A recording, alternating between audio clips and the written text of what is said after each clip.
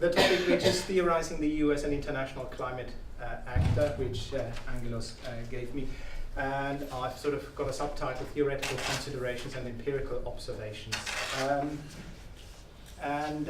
Let me start with, as I'm doing sort of the introductory talk to sort of prepare the ground a little bit, others might sort of do in much more detail certain aspects.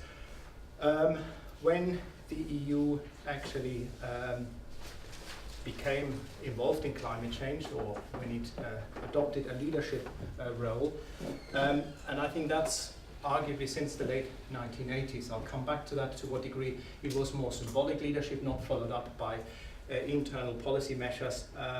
But I think that's around the time when the EU became serious about climate change. Why did it do that? I think there initially was the main reason it being a threat, climate change being a threat, and that's fairly widely acknowledged despite some climate skeptics. But increasingly it was also perceived as an opportunity. And I think that's something that happened in some member states more quickly than in others, where a notion of sort of ecological modernization, a low carbon economy, was accepted, so that climate change measures were not just adopted to prevent the negative effects of climate change, but that it also had a positive impact in terms of making the EU actually more competitive economically. Energy security is also a more recent issue. Renewable energy, less reliance on, for example, gas imports for Russia. And broadly speaking, at least before the economic crisis, but I think opinion polls show that it's probably held up surprisingly well overall, the support for climate change policy, although there are some differences in some member states. Broadly speaking, EU environmental policy has always been one of the most popular policy areas, and climate change was one particular area there. How did the EU do this? Initially, as I said, primarily as a sort of symbolic leader, it adopted or proposed ambitious reduction targets, which weren't always followed up by domestic measures. And over the years, from the 1990s onwards, really, the EU adopted a leader by example approach, where it actually started to implement through quite a number of measures, which I'll briefly talk you through later on. There are different ways of classifying the various phases, but I think this is probably as good as many of the other phases. The first phase being the formation and formulation phase from the late 80s to 1992 being the Rio conference, and then 1992 to 2000, the second phase, the Kyoto Protocol negotiation phase. And then one can say once the United States, once George W. Bush announced that the US would not ratify Kyoto, it was sort of rescuing the Kyoto Protocol, and I think it was to a large degree the EU that kept this protocol alive and is now working towards a follow-up protocol and proposing the extension of the Kyoto Protocol in the meantime. The fourth phase is, and we are still there, and I've been to several conferences where I thought, well, I'm finally going to get to the fifth phase where we have a follow-up protocol, but so far we haven't. We might get it at the, or get a clearer idea whether there will be one at the end of this year after the Doha one, but it's obviously not happened yet. I won't talk you through all the details. I've just put a few more details to show the EU initially went into the Kyoto negotiations with a 15% reduction goal. It accepted 8%. That was largely due because the United States was not prepared to accept a more ambitious goal, and the EU had made it conditional to other industrial countries making similar reduction targets. It adopted then a burden sharing agreement where the individual member state reductions were differentiated. I'll show you that in a minute. And importantly, the European Climate Change Programme, which was also adopted with measures here to implement that. The second phase then, George Bush announced that the US will not ratify, and the Environmental Council actually agreed to pursue the ratification, and the European Council as well. And I'm not sure whether this kind of vote would still happen to as clear a vote. The European Parliament voted 540 to 4 in favor of carrying on with the ratification process. I think if you had a vote nowadays, the European Parliament has changed slightly. It's still very much in favor of ambitious climate change measures, but there are also MEPs now who are much more skeptical, especially from some of the Central Eastern European member states who are worried about the economic impact. And I'll come back to that later on. Importantly, the Commission proposed the emissions trading scheme, which is now the main instrument for the EU, the main policy instrument to tackle climate change. And the emissions, sorry, this is cut off the top line. The emissions trading scheme is, should I move it? Sorry, okay. I don't have to take the book away to see the last line and put it on. Okay. Kyoto Protocol then entered into force in 2005, and at the same time emissions trading scheme there. There are a number of important reports which confirm the importance of tackling climate change, the Stern report, IPCC fourth assessment, and so on. The EU then in 2008 proposed the, as it's often referred to, 2020 by 2020 climate change package, i.e. 20% greenhouse gas emission reduction, 20% increase in energy efficiency. And this was a unilateral proposal. So the EU has proposed this and will implement it regardless of what other states will do. But it also put forward a conditional offer of 30% reductions if comparable efforts are made by developed countries and adequate efforts by developing countries. And this, there is a big discussion, I'll come back to that later on, whether the EU should make this a unilateral pledge. NGOs, environmental NGOs have argued that, and also member states like Germany, the UK and so on have argued that, but Poland and others have resisted such a move. Similarly, the EU now adopted an effort sharing agreement. It's quite interesting, the terms burden sharing, effort sharing. You can see this is the effort sharing. You can see that Germany 21% reduction, Spain was allowed to actually increase, so a differentiated approach with, in essence, the southern European states at the time, but also perhaps surprisingly Sweden, might surprise some, but because the argument was Sweden had already done a lot in the past about reducing greenhouse gases. Now one has to point out that Germany and the UK are by far the largest contributor in terms of carbon dioxide emissions. So it's not surprising that they had to take the biggest share or burden. Now effort sharing, and at the time I think the idea was that it should be effort sharing because it isn't so much a burden, but I think nowadays in the current political context it's almost like we don't want to share the burden of others, we'll make an effort. And I think the rhetoric is quite interesting, how it has shared. You can see there are now other countries that have a much larger target, Denmark and Ireland. That was before the economic crisis, which has a sort of effect in that it, to some degree it might be easier, but on another level it's also very difficult in Ireland to actually still get the support for what was agreed really prior to the, before the economic crisis hit in Ireland.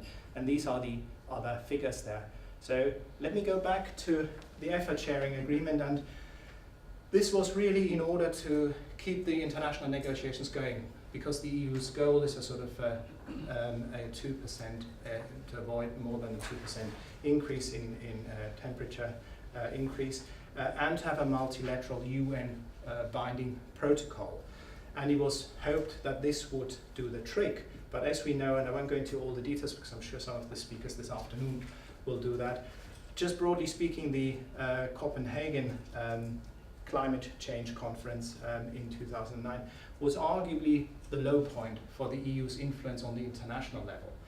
It wasn't really in the room where the so-called basic states, where Brazil, America, and India, China, and so on, took the vital decision for the Copenhagen Accord, or disaccord as it's sometimes sort of named, and it had very little influence in terms of the actual outcome, although EU negotiators are desperate to say that the press wasn't fair in really reporting on that.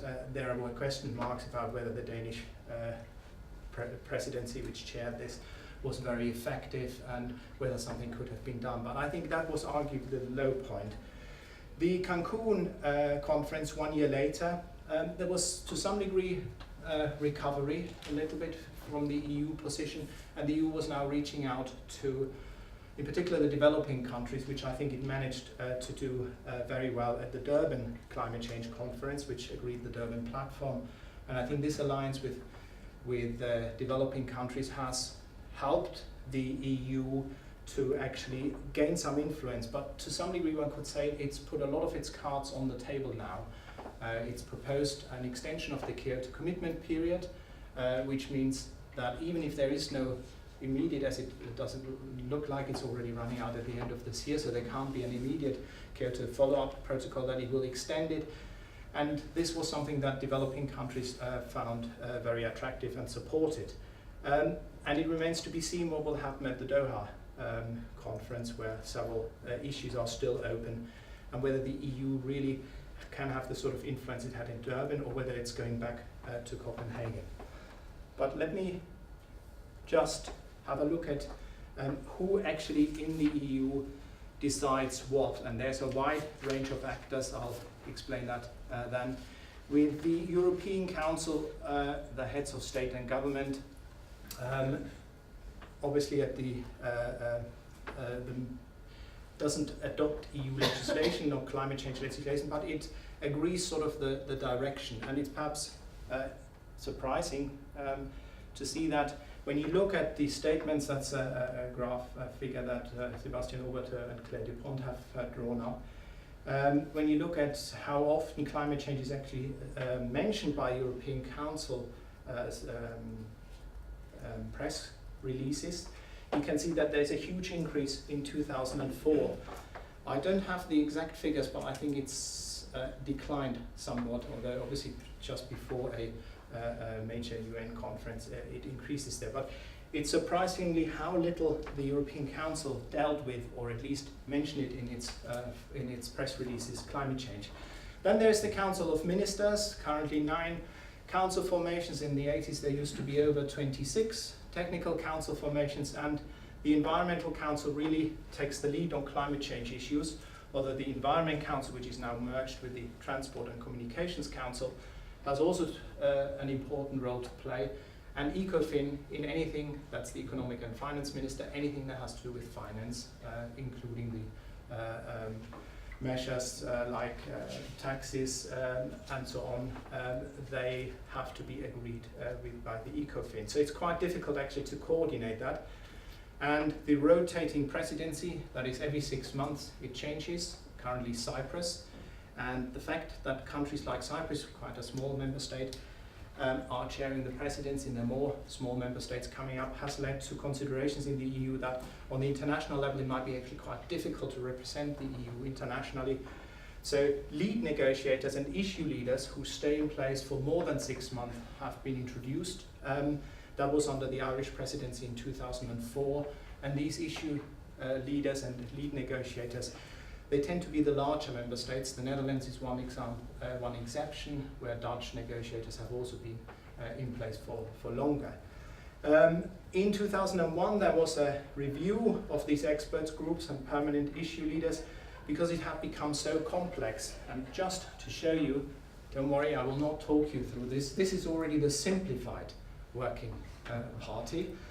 Before there was something like, I think, 9 different expert groups, and once you set this expert group up, they just want to get more tasks, more meetings, and so in a way they become a little sort of island. This is just a working party climate change. There's a working party environment, which also deals with environmental issues apart from the environment. So it's on the council level really, really complicated, with lead negotiators, issue leaders now in place to avoid the situation that very small member states might struggle to have the right experts to negotiate on the international level, and that there is continuity beyond the 6 months. The Commission, DG Environment, and more recently set up DG Climate, which deals with obviously most of the, is the lead for most of the in climate change issues, and then the European Parliament had a temporary committee on climate change, CLIM, and the Environment Committee now deals, again, because that was dissolved now, this deals with the climate change issues again. But this isn't these are not the only actors. There are more actors. Since the Lisbon, well, the High Representative Foreign Affairs and Security Policy was established before, but what has happened since the Lisbon Treaty came into force at the end of 2009, there's a European External Action Service. It's not quite clear even to people from the European External Action Service, and I talked to some of them, what exactly their function is going to be. Because what I showed you, the working group, Council working group, is quite jealous. It doesn't want the EEAS to get involved in some of the issues, and they say, you don't have the technical expertise. What are these generalists, the diplomats, doing there?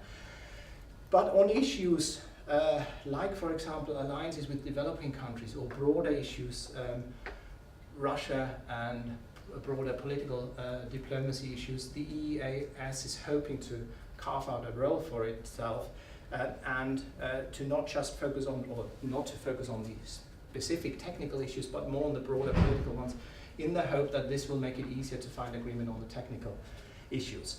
Member states, in the literature they're often listed as environmental leader, Lagarde states, and I think the general consensus being in the literature, or most commentators have argued that in environmental policy there was a trio, green trio, Germany, Denmark and the Netherlands, and they were joined in 1995 by another three, that is Austria, Finland and Sweden. I've put question marks there because the Netherlands, at least under the not current government, the government before with Wilders, a right-wing conservative government, was quite clearly not an environmental leader, and that's been affirmed by when people talk to people from the council. Austria is also a question mark, so it's not quite that easy. And what complicates things is that for climate change is actually quite different. Now, I've only looked at emission reductions because climate change is obviously a huge issue area now. It's about mitigation, adaptation as well. And you'll find different alliances on different issues. But just to take the 30% greenhouse gas reduction, 2 months ago, I think that's it's shifting alliances. It was Belgium, Germany, Denmark, Finland, the Netherlands, not under the old government, but I believe under the current government again, Sweden and the UK that actually were favouring a 30% unilateral commitment. And they were opposed by the Czech Republic, Bulgaria, Poland, Romania and a few others. And for example, the EU Roadmap 2050, which is meant to prepare the huge, significant reduction targets of between 80 and 90% by 2050, that was opposed by Poland and other member states, Central and Eastern European ones, several of them hiding to some degree behind Poland there. I've talked now about member states and the how complicated it is actually to come to sort of a clear classification. One shouldn't forget societal actors, and I'll say something at the end of the presentation about especially environmental NGOs. So if the environmental NGO representative isn't there, I'll cover to some degree, I will cover that. Businesses, Business Europe and NGOs there. And as our kids always say, in the olden days, or a few years ago, I think it was reasonably easy in environmental policy. You could identify, I think, didn't always hold on all issues, but you could identify two coalitions. One, an environmental advocacy coalition, and the other, an economic feasibility coalition. And DG Environment, DG Climate from the Commission, the environmental leader states, which I've mentioned in the Council, the Environment Committee and the Temporary Climate Committee and environmental NGOs would be in the Environmental Advocacy Coalition, and the Economic Feasibility Coalition would be DG Industry, the Lagarde states, EP's Industry Environment, the European Parliament's Industry Committee and businesses. But I think this doesn't really hold fully or very well any longer as a sort of an analytical framework for climate change, because for a start there are some businesses like renewable energy that have joined the environment advocacy coalitions. There are certain aspects of policy instruments where some environmental groups are very critical about emissions trading and so on. So it's probably not such a good one. And obviously this is sort of start of the commercial if you need any book for Christmas and you haven't got any ideas, so sorry for interrupting my talk briefly. In a book which I jointly edited with James Connolly, and several of the chapter authors are actually in this room, so they can correct me and blame me if I misrepresent what they've written in there.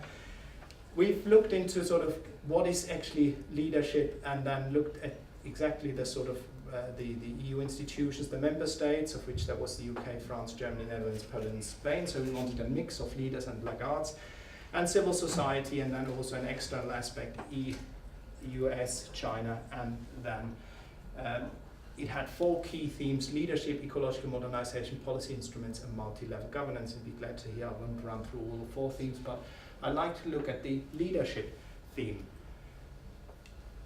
Is the EU a leader in international climate change politics? Well, when one looks at the general literature, not the environmental policy literature, I think there's a wide assumption, especially in the current economic situation crisis, that there is a kind of a leaderless Europe, as Jack Hayward has called it in a book which he edited. And really, when the EU was set up, it wasn't called EU at that time, the EEC, it deliberately shunned the institution of an overriding leadership, and as Jean Blondel called it, the EU, when it was founded, efforts were made to taming the beast of leadership after the Second World War. So power is really widely dispersed amongst EU institutions, and I've just run through them. Sibelius, Albert Wheel have identified veto actors, the joint decision traps, which Fritz Scharf has identified. So if that is the case, how can the EU then be a leader in international climate change politics? Schroers and Bergin have argued that the EU decision-making arena is an open-ended and competitive governance structure which has multiple and mutually reinforcing opportunities for leadership, and this suggests a kind of logic that is the reverse of that of veto points or veto players. And Andy, I'm sure, will say something about that because he's also contributed towards this literature in his presentation. So there is a view that in environmental policy, different dynamics seem to be working than, let's say, on economic issues or the Euro crisis, for example. But what is actually leadership?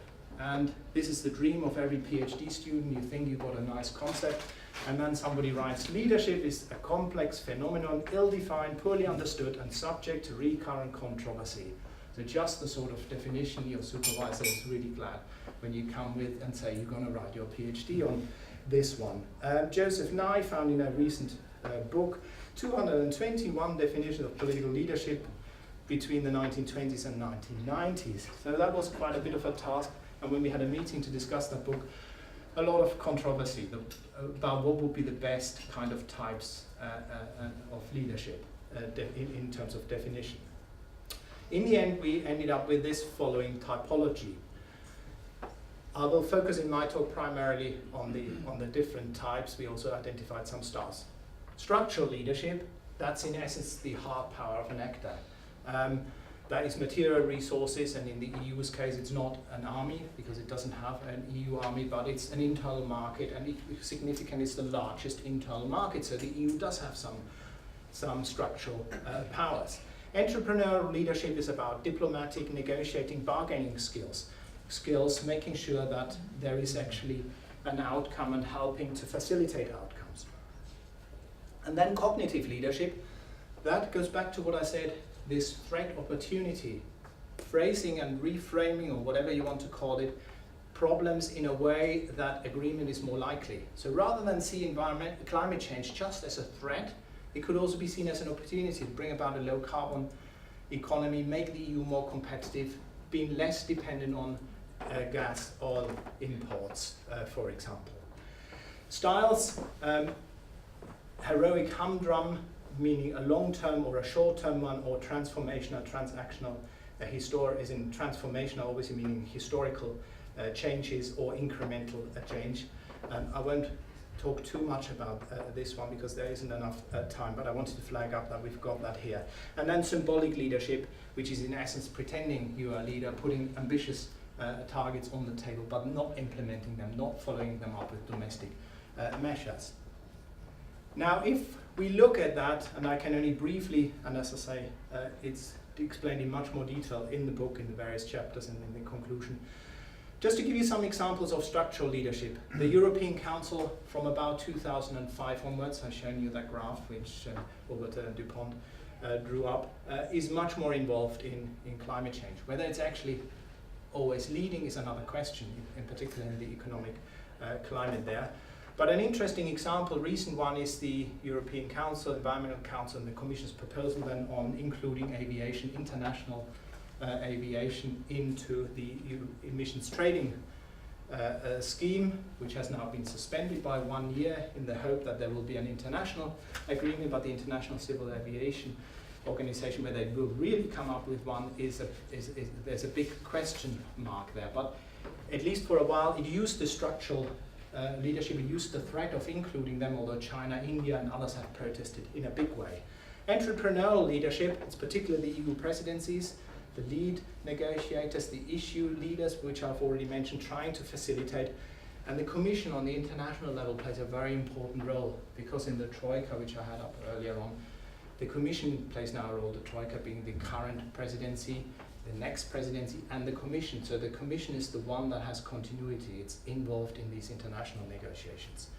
The Environmental Council has often sort of played an important role, and in cognitive ones, it's in particular the Parliament, but to some degree because the Parliament can play a big role on internal domestic measures, but much less so in international issues. The Commission, DG Environment and Climate, and the Environment Council. Just to flag up in terms of member states, it's in particular the large ones, which obviously chimes with the structural ones. Germany for two reasons: A, because it's by far the largest contributor in terms of CO2 emissions, and also because it has a large market and is now trying to increase significantly its renewable energy because of the phasing out of nuclear power. Entrepreneurial leadership, it's not just the large ones, it's the Netherlands, for example, which came up with a solution which made possible the Kyoto Protocol, quite a complicated approach according to different sectors, the triptych approach.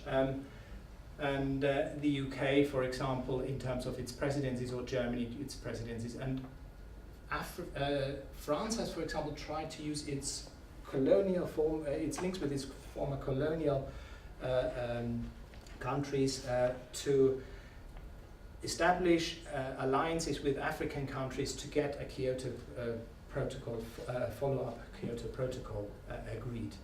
Cognitive leadership, I think, is in particular ecological modernization, the northern member states, or the Stern report for the UK, the scientific expertise with which the Netherlands has, although it's a very small country there. Last but not least, societal actors, parts of businesses. I think renewable energy producers, but I think that shouldn't be overestimated. They make up only a small percentage, at least in the EU as a whole.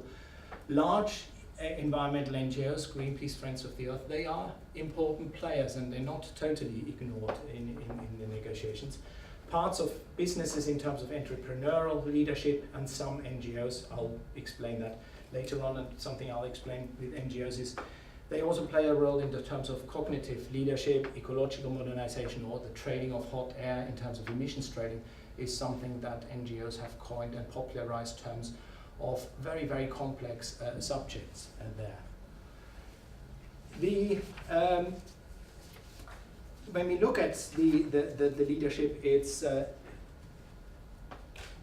what I said before, the danger is that the EU practices only symbolic leadership. It puts on the table international negotiations, but also domestically very ambitious goals, but it doesn't follow them up. But as Martin Jennecke has argued in the chapter on Germany, there is a possibility of enforced leadership. So when member states try to upload ambitious goals to the EU level, they can be then held to account by the Commission, which can force the member states, or by NGOs who can make sure that there is not a backlash against these relatively ambitious goals there. And this can avoid what Duncan Liefering and Katrin Berkel have called, in the Dutch case, cost-free leadership, where the Netherlands pretends to be a leader, a kind of a symbolic leader, but adopts measures which don't cost anything and that they have taken in any case. So enforced leadership in terms of outside pressure on the EU, where countries also putting from outside pressure on it or public pressure internally, can help to close this capability expectation gap, which Christopher Hill sort of coined this term for foreign policy, not for climate change, not for environmental policy, which I think is an important one. And enforced leadership can help to ensure directional leadership, which is in essence being a leader by example, and putting a good example forward in the hope that others will follow, which is obviously something that whatever realist international relations scholars do not see as very a sensible approach, but they think that hard bargaining is the case. And there's also some disagreement amongst member states what should be done. Should the EU be a directional leader? Should it put lead by example, and will others follow? Will that have an influence on China or India? Or should it bargain hard and actually use structural leadership, like for example with the extension of the emissions trading scheme to include international actors there. The leadership sort of theme is, let me just look at environmental NGOs, which I think perhaps when we started the book and the research, actually surprisingly under-researched area. There's a lot on EU environmental policies, environmental groups in general, but very little on climate change, which was very surprising to me. There are 4 key players. There's Can Europe, the Greenpeace, Friends of the Earth, and WWF. Perhaps some of you will be surprised that the EEB, the European Environment Bureau, is not included. It used to play quite an important role, but in the last few years it has lost this role there. There are other smaller NGOs that have sprung up. Client Earth specializes in legal aspects, E3G, which is former UK diplomats, and Bellona, and new specialized NGOs, CDM Watch, as it says, the Clean Development Mechanism, and Sandbag on emissions trading. So a specialization has taken place there.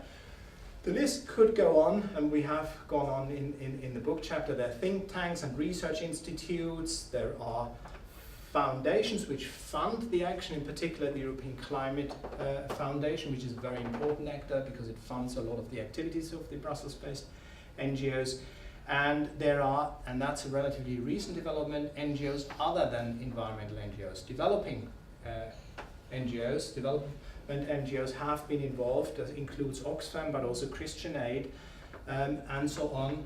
And they have tried to build alliances with environmental NGOs, because the argument is that if climate change does happen, then the poorest countries in the world, African countries, will be particularly hard hit.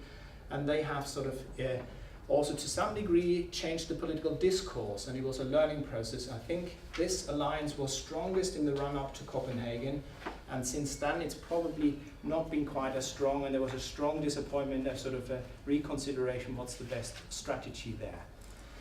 In terms of the leadership styles, I think the outsider strategy, i.e. sort of unconventional action, comes close to heroic transformational, resembles leadership. And the insider strategy, the lobbying, is more humdrum, transactional one.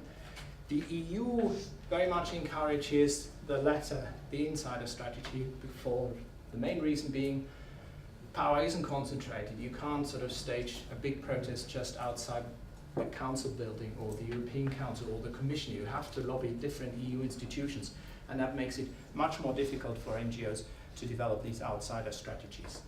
Now, do NGOs, and I've briefly mentioned that already, use sort of, can they provide structural leadership? I think the large ones to some degree can. Groups like Greenpeace, Friends of the Earth, maybe not in an economic climate like at the moment, but they're not ignored, especially by the European Parliament, also in member states. And I think to some degree there is some structural leadership that's there. Entrepreneurial leadership, it's quite important to see that NGOs in several member states have been part of national delegations. So they actually sit in the national delegation. They're not visible to other negotiating parties as NGOs. The Netherlands have done this, the Sweden in particular, or they can draft treaties, Copenhagen Climate Treaty, which didn't lead anywhere, so maybe it's perhaps not the best example, but they can try and set the agenda, try and help. And think tanks and foundations can also fund research on particular issues. Same for research institutes. Cognitive leadership, as I say, portray climate change, which NGOs have traditionally done not just as a threat, but also as an opportunity.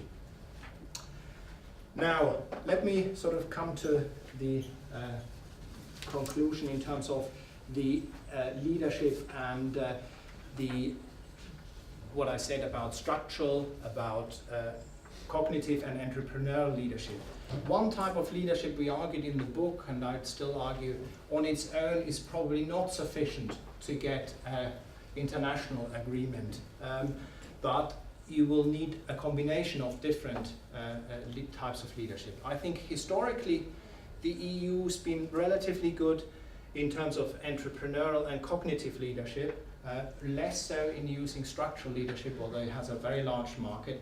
It's tried something with the emissions trading scheme by extending it, by now suspending its extension to international aviation. Remains to be seen whether the EU is willing to actually go down this route. In terms of timing and sequencing of leadership, it's important to see that they work at sort of different time frames. As Oren Young has put in fast-moving international negotiations, you don't think sort of conceptually very often. You want an agreement at the end, and to offer cognitive leadership to tell sort of people who are desperate at 3 o'clock at night to come to any kind of agreement about that this is a win-win strategy, ecological modernization is not something that goes down terribly well. It's really sort of hard bargaining there. So there are different timelines lines here.